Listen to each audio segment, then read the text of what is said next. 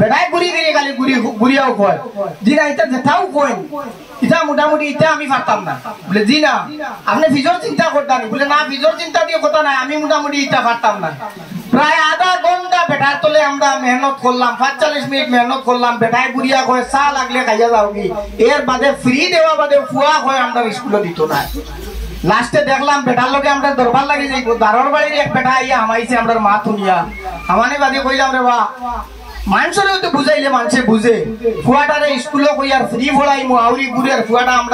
আমরা স্কুলে নেই কিন্তু মানুষটা রে বা বুঝে না রে বা কারণটা কিটা ফ্রি দেওয়া বাদেও মানে না করবো কিতা বেটায় টানমারি যেই নাইট লাইন টানমারি বারে নিশ্চয় নিয়া হইলে ও ভাই আপনারা তো উদ্যাপনও দা ভাঙ্গিরা বেটায় আবু বিয়াও করছে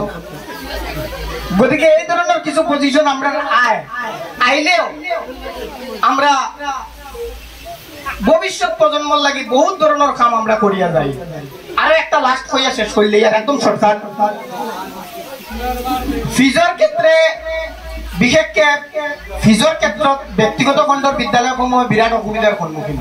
যদিও ধেমালিপুৰত কৈছো এতিয়া কথাটো হ'ল এখন বিদ্যালয়ত ফিজ নাহে প্ৰিন্সিপাল জনে কৰিলে কি টিচাৰ সকলক লৈ এটা মিটিং কৰি ক'লে কাইলৈৰ পৰা পঢ়ুৱাৰ ষ্টাইল চেঞ্জ কৰি দিয়া যোৱা সব টিচার সকল ক্লাসত কুমাই সবে বিন্দাস লিখাই দিলে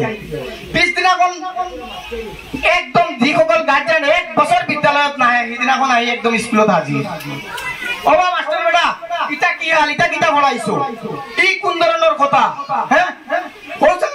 ভারতের রাজধানী শিলং লেখিয়া তো এটা কোন ধরনের কথা বেড়া কইল প্রিন্সিপালে উঠি কলে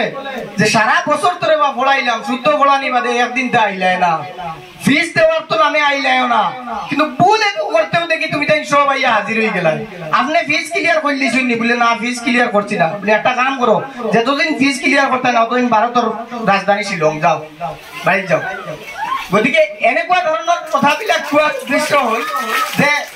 আমি বহুত বস্তুৰ সন্মুখীন হওঁ বহুত কথাৰ সন্মুখীন হওঁ কিন্তু এইটো হাইপুৰত মই যদিও ক'লো এটা কথা মই কম যে য'ত পইচা আছে তাত সকলো কাম নিয়াৰিকে চলাই যোৱাত বৰ সহজ হয় গতিকে আশা ৰাখিম অনাগত ভৱিষ্যতত হুসাইন আহমেদৰ নেতৃত্বত বা এই অঞ্চলৰ যিসকল শিক্ষক আছে তেখেতসকলৰ নেতৃত্বত আমাৰ এইখন যিখন বিদ্যালয় আছে আমাৰ আমবাৰী জাতীয় বিদ্যালয় সেই বিদ্যালয়খন আজি যদি 200 300 400 ছাত্ৰ আছে তেলে 1000ৰ অধিক হোক ছাত্ৰ সেয়া কামনা কৰিছো আৰু ভৱিষ্যতে মই যদি ক্লাছ চলে কেতিয়াবা মই এই সময়ত আহিম মই হুসাইনক আগতেও কথা দিছো এইখিনি কৈ আজিৰ এই পৰৱৰ্তী যিবিলাক অনুষ্ঠান আছে সেই অনুষ্ঠানবিলাক আগবঢ়াই লৈ যাওক সেয়া কামনা কৰিছো ধন্যবাদ